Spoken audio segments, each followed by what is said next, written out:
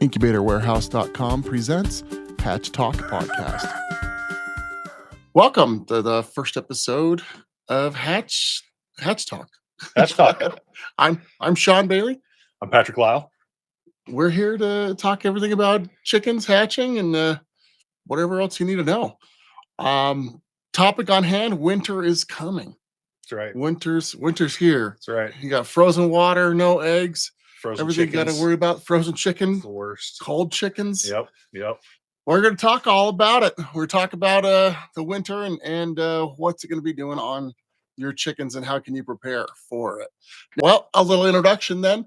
I'm Sean Bailey. I'm new to IncubatorWarehouse.com. You're the OG.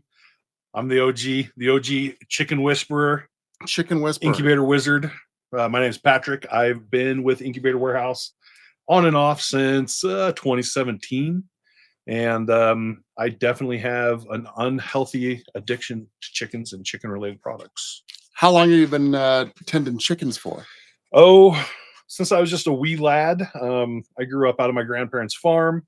Nice. We always had a flock of Rhode Island Reds, and that was just something that always kept me occupied. You know, started out as picking on them, as any child would, chasing chickens, things like that. And as I got older, I just realized that they were kind of essential farm animals, if you will. They're something that everybody's got to have. And the older I got, as I grew up even more, I realized that they're also pretty essential for city folk and anybody else who just wants a nice, easy weed eater and food producer. Yeah. Little background on me. I am new to chickens. I'm actually right in the middle of incubating my own. Unfortunately, where I live is a HOA, so I gotta be careful. I can have them in the garage for a little bit, but then I'll be giving some chickens away or selling them. But that's a no fun zone. It's a no fun zone. Yeah. I know. The HOAs are big hassles. If you have problems with HOAs, you can drop it in the comments because they either love chickens or they hate them. So yeah. But I'm sure you'll get a note in your mailbox about it. I probably will. Yeah. I'll get an email. Ready to go up? Okay. Well, getting right into we're talking about winter. We're talking about chickens. Okay. What are some of the biggest things you worry about in the winter with chickens? I mean, they're pretty small. Yeah. It depends on who you're asking, honestly, Sean. It kind of comes down to what kind of chicken keeper you are. Okay. A lot of people, they keep chickens for what they are on a production value, Mm-hmm. creating eggs, doing some weed eating, some bug cleaning up. But there's also, a whole nother side to chicken keeping where there's people who keep them as pets. Yeah, I have my sister-in-law is a crazy chicken lady. Yep. She's a proud crazy chicken lady. She's got a little chicken penthouse on her property. Yep. And those chickens live nicer than a lot of people. Yeah. There's a phenomenon that's happened over, I'd say, since right before COVID, maybe around COVID times. Yep. Where people just started treating them like a normal household pet, if you will, which there's nothing wrong with that. No. To each their own.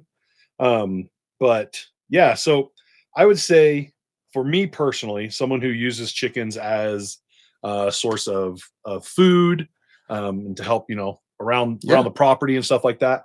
The only thing I worry about is keeping my chickens dry. Keeping them dry. Yeah. I'm not worried about them getting cold. I'm not worried about them being in the snow. A majority of breeds of chickens, unless they're like the designers, like the silkies and stuff like that, are really just fine being out there in the weather and stuff like that. They're pretty hardy. Yeah. The biggest concern is when they get wet or if their coop gets wet and things like that. That's pretty much a breeding ground for bacteria and disease and sickness. And chickens can get sick. They can get sick. Yep. Okay. So the biggest thing is keeping them dry, getting the moisture and humidity off of them. Yep. Keeping them dry, they'll keep them happy. Yep. Make sure their water doesn't freeze, and make sure their food is kept dry and in a safe place as well.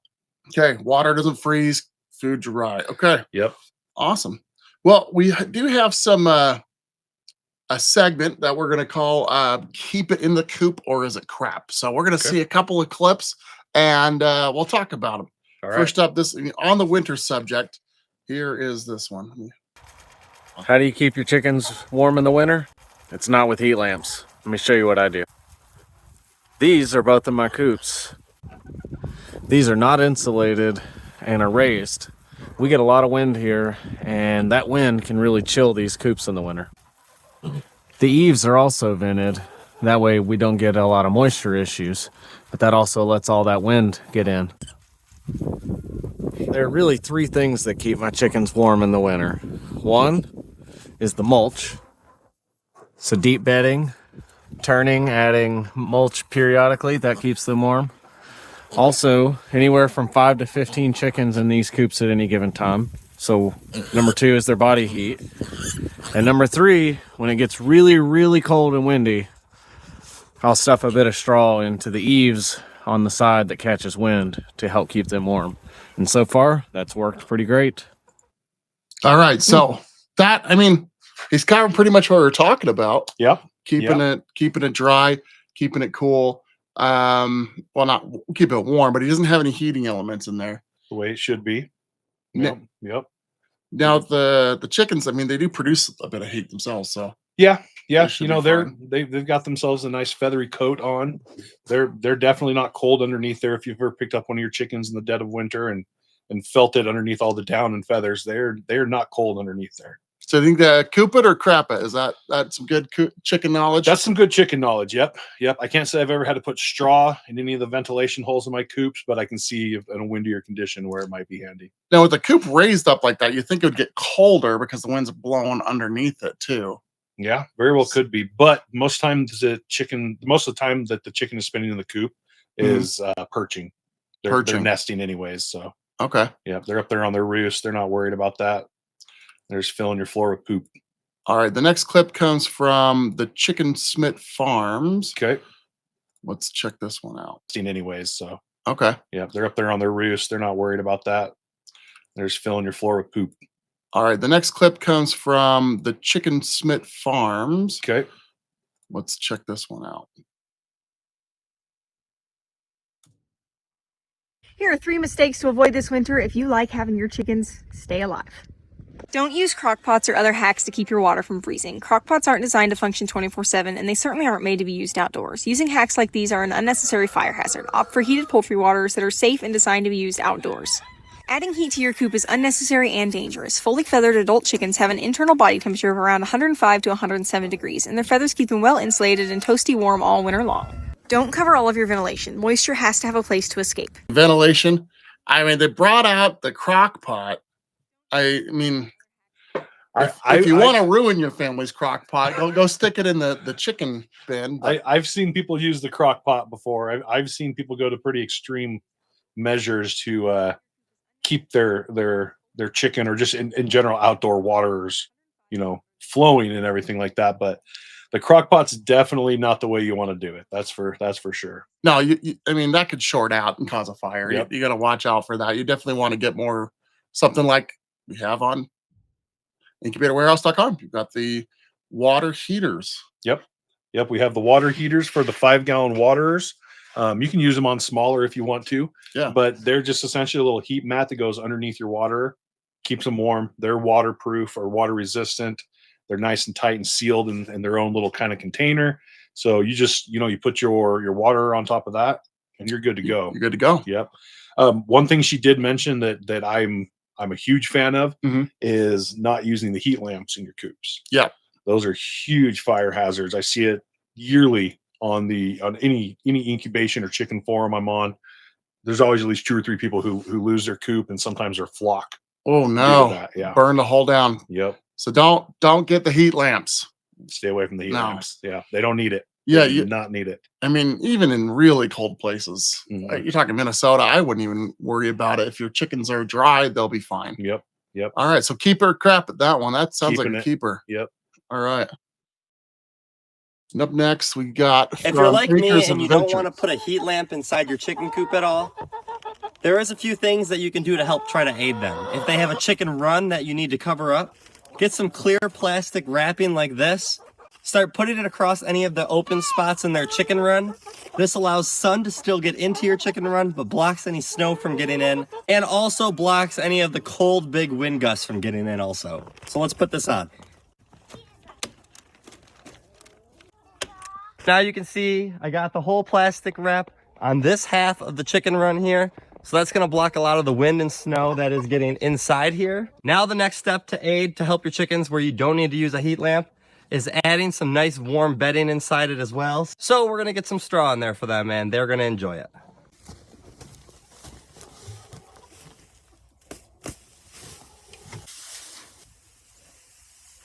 And this is just a few ways to keep your chickens warmer a little more naturally this winter.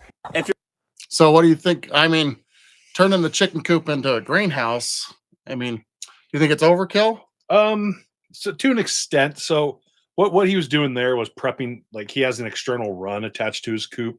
His coop is probably warm enough for the chickens to stay warm, but it looks like what he's doing is trying to provide them some sort of, you know, outside play area still that was going to keep them warmish throughout the winter months.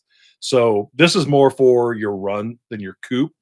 Okay. But the only downside I could see to that was if you were to wrap the whole thing and then, you know, condensation, moisture buildup happening on the plastic. Oh yeah. But from the way he did it, I mean, I can see the purpose behind it, and it probably does help a little bit. So I'd keep it. Keep it. Yeah. Okay.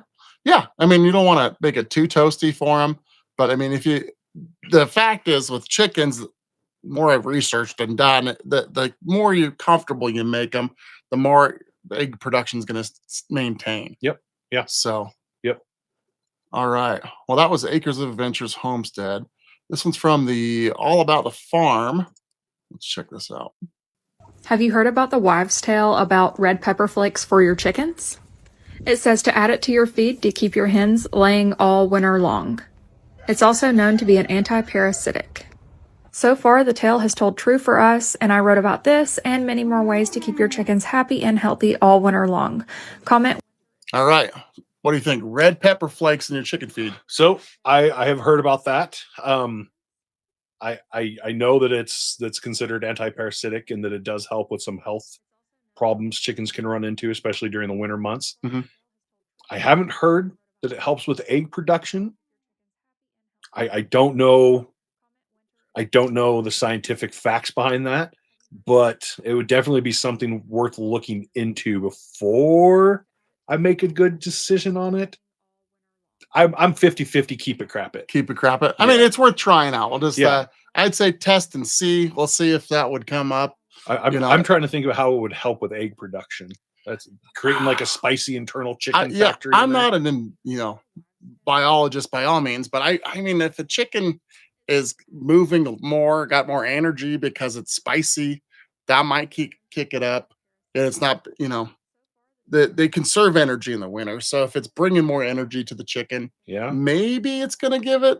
I mean, side note, chickens don't have taste buds, so they're not going to taste the spice. They're not going to taste the Yeah. spice. So that's why I'm kind of like, oh, okay. I could see how it works, but at the same time, I wonder where the data is on that. Like, Yeah. I'd like to get some more information. That's interesting. Yeah, because if they don't have like the sensation from capsaicin, that like that, I would, hey, if anybody's done this, drop it in the comments. Let us know if it's a real fact or not.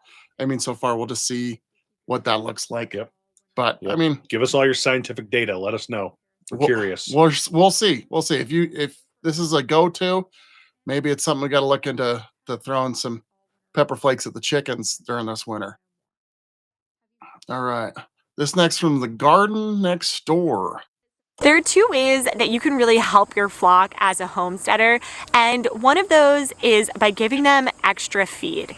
Now, regardless of if your chicken's free range or not, they're going to need a lot more nutrients during the winter because it is a lot colder. They're going to need that extra energy to stay warm, similar to the reason why they're trading off laying eggs and passing that energy to themselves as well. And the second thing that you're going to want to keep doing is giving them enough fresh and clean water.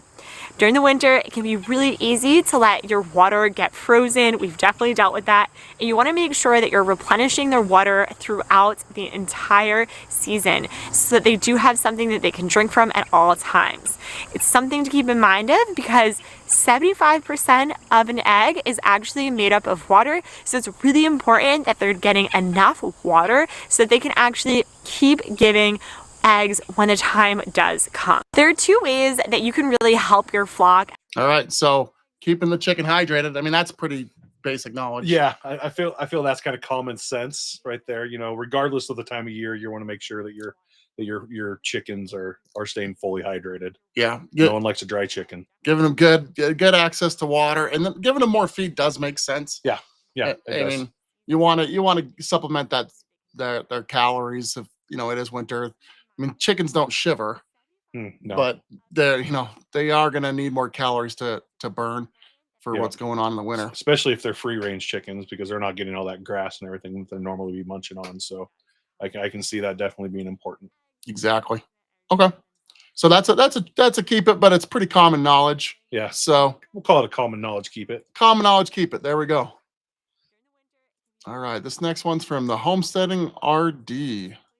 Here's how to prevent frostbite in the coop. First, let's reduce drafts. Cover the windows with polycarbonate, leaving a gap for ventilation along with extra vents to keep the moisture levels down. Cover the run with plastic to block the cold wind, and a covered run keeps the snow out. Now they basically have a little greenhouse to hang out in. Use 2x4s for roosting bars to prevent frostbitten toes. Heated dog bowls keep water from freezing, well, most of the time, and always keep the water outside of the coop. Fresh, fluffy bedding is always a good move along with an insulated coop, but make sure to cover it so that they don't peck at it. My trick to keep eggs from freezing is heated seedling mats. Lastly, we do have radiant coop heaters, but I only turn them on when it hits -20. With a little planning, winter can be a breeze.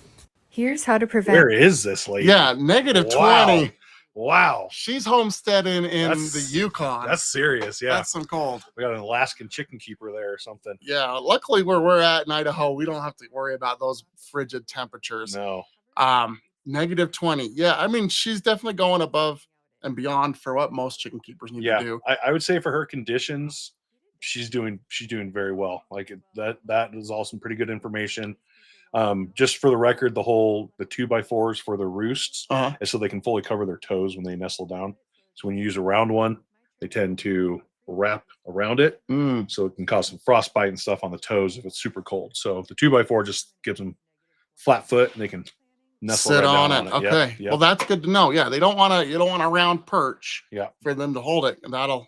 Okay. Well, that's a good keep it then. I Yeah, think that's definitely a keep it, especially for you super cold weather people. That is a solid bit of information right there. And I like what she's done. You can tell she didn't fully encase it. There was plenty of airflow even in the run. She was completely fine with that. So, and that's something I like that people are being aware of. It seems like all these videos where they're talking about their coops or their run, they're also talking about proper ventilation. Yep, proper ventilation is the biggest key, because the enemy isn't so much the cold, it's the humidity. Yep. It's the water. And then she said keep the water out of the coop, which is smart. Yep. Don't put it in the coop. I know you think chickens might be thirsty. I mean, they'll drink, but you don't need to drink all the time. Yep. So, yeah. All right. Next from Drew Scott, the Homestead 2025. Here's one way you're going to keep your chickens safe all winter long.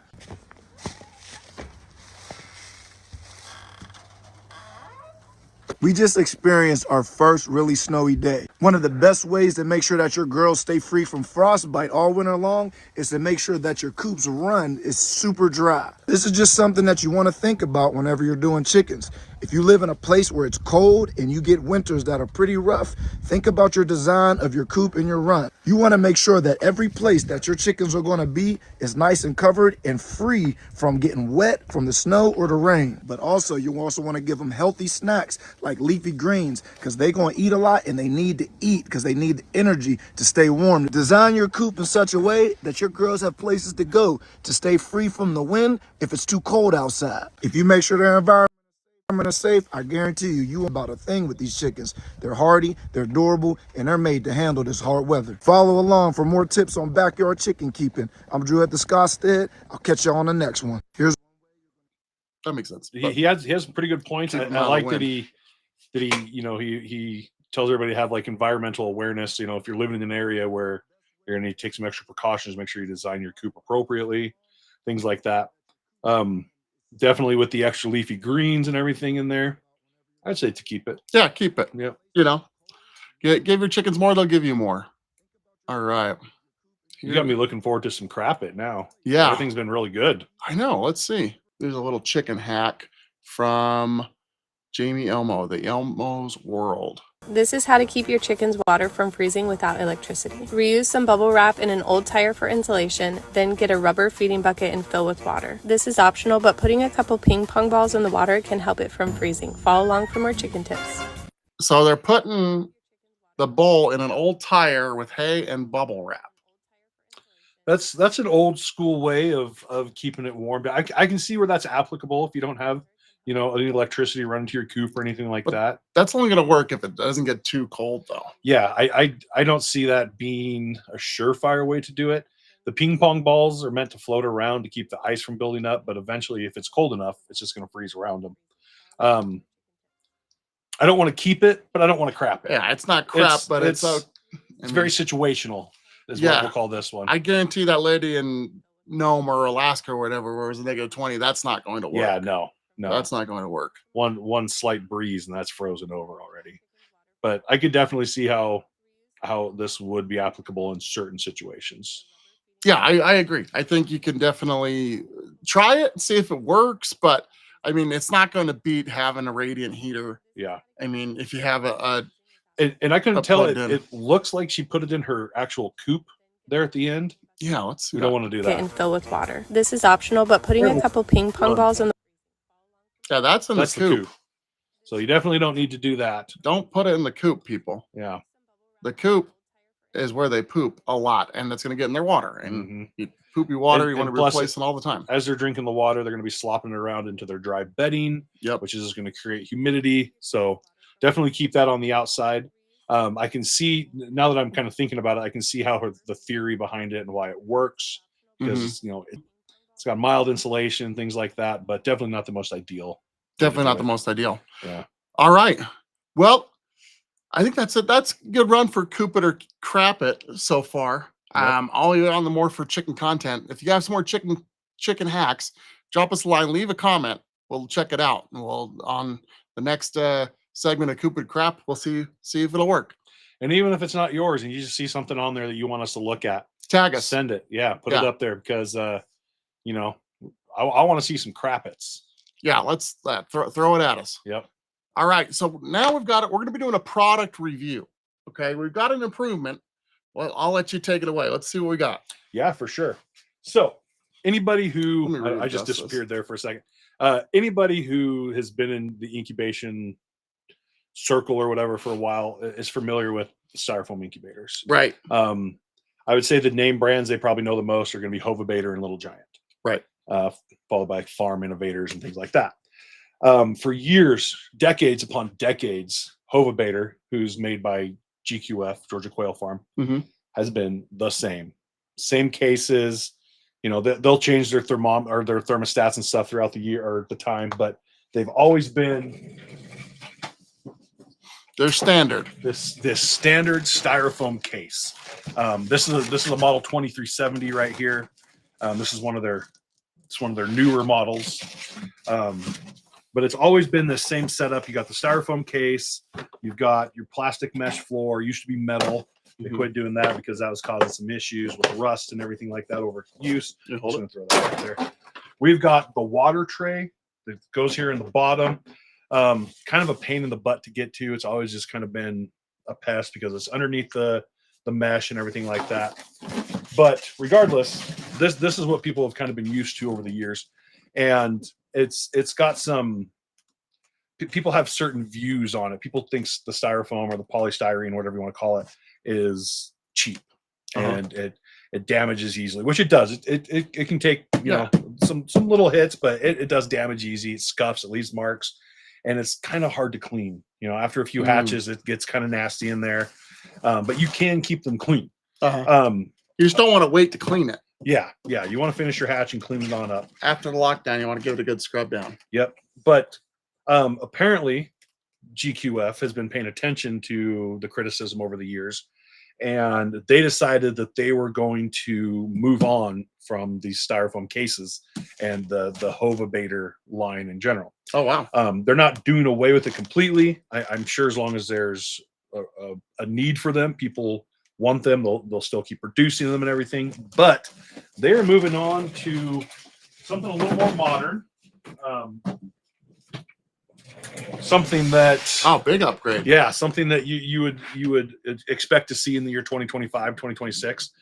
This is called the Chickbaiter. This is the Chickbaiter 3100.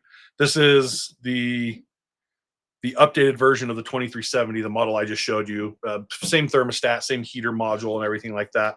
But this is fully made of plastic. This is plastic clear lid, so you get that nice open viewing from the top. You don't have those little dinky windows to look in anymore.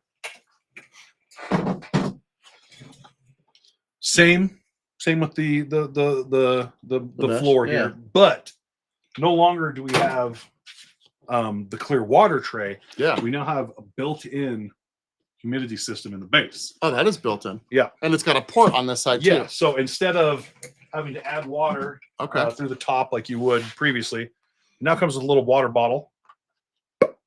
Plug her right in there like that. And what this does is this feeds your water. So you do have to add it for 2 or 3 if you're trying to increase your humidity, like for lockdown or whatever. But for basic incubation, this water bottle is going to be your indicator for how your water level is in here.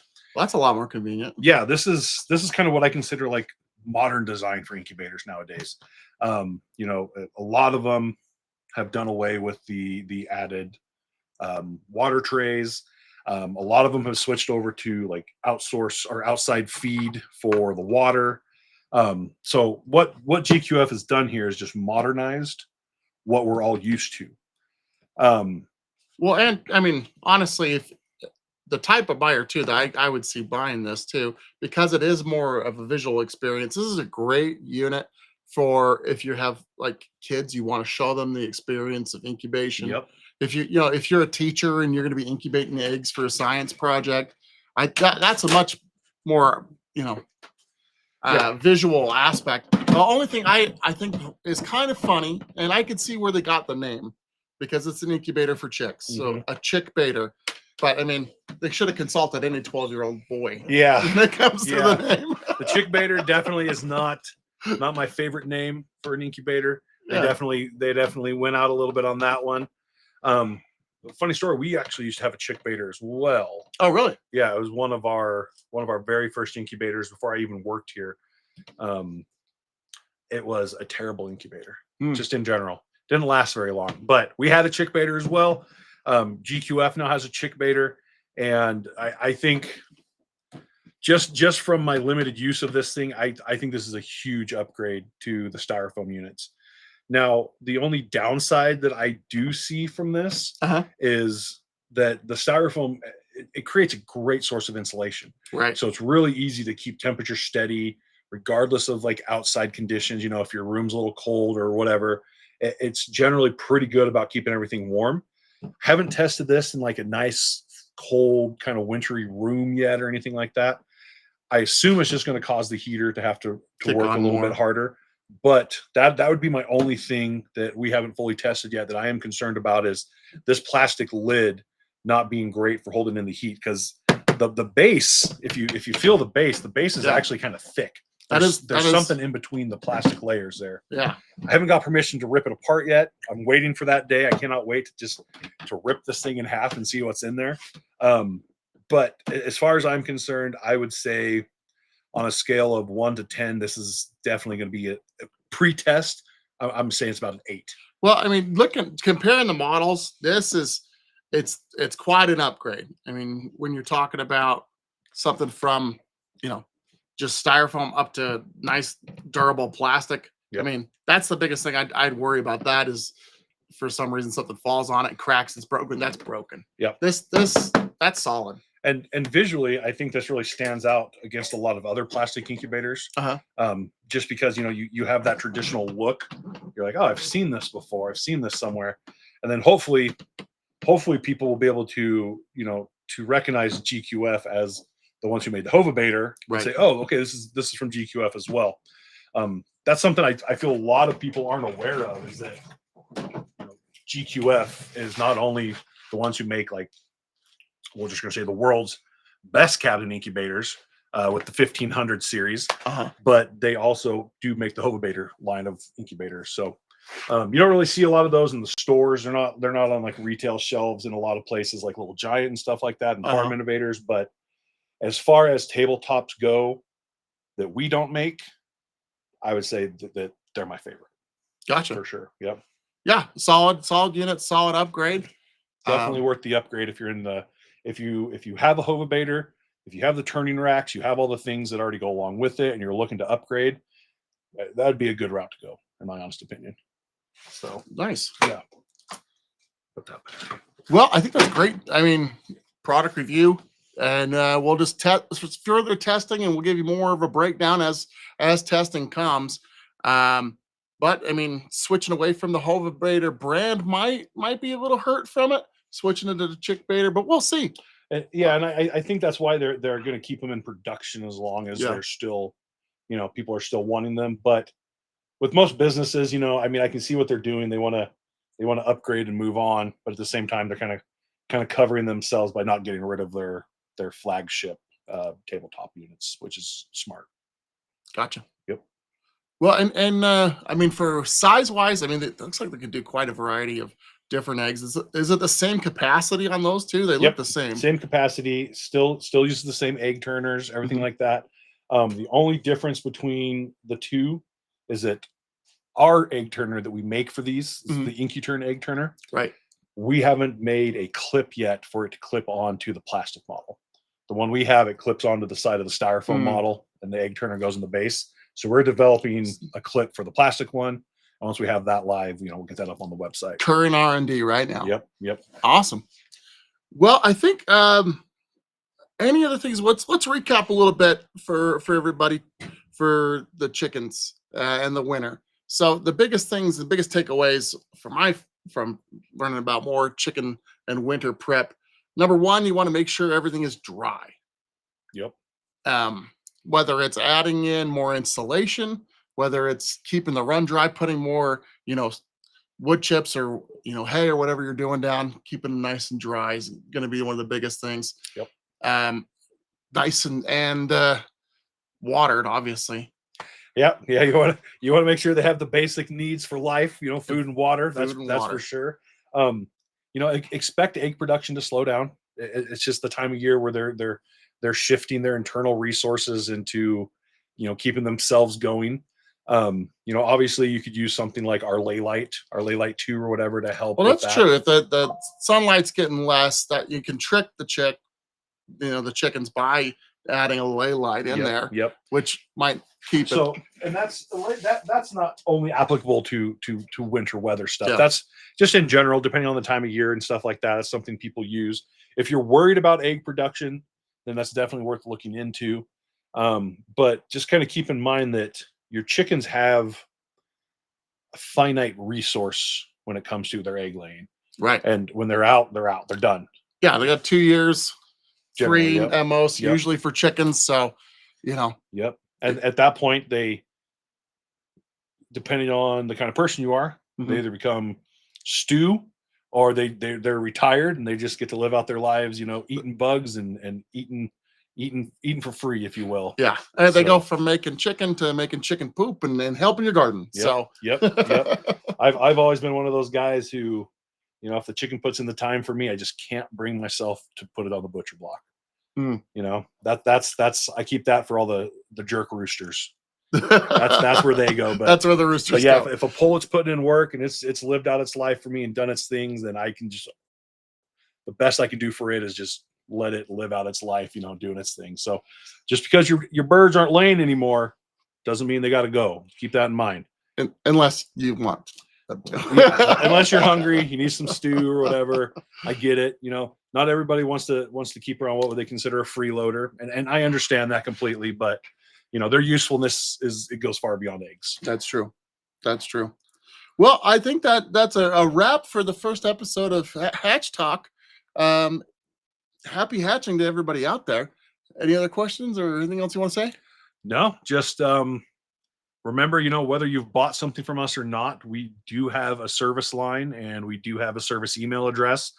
You can get on incubatorwarehouse.com. You can check out our products. You can reach out to an expert. We're more than happy to help you with anything poultry, game bird, waterfowl related. That's kind of our thing. And, like I said, whether you're a customer or not, we want to be here to help you guys. So just don't hesitate to reach out to us. And yeah, like Sean said, happy hatching. Happy hatching. Take care.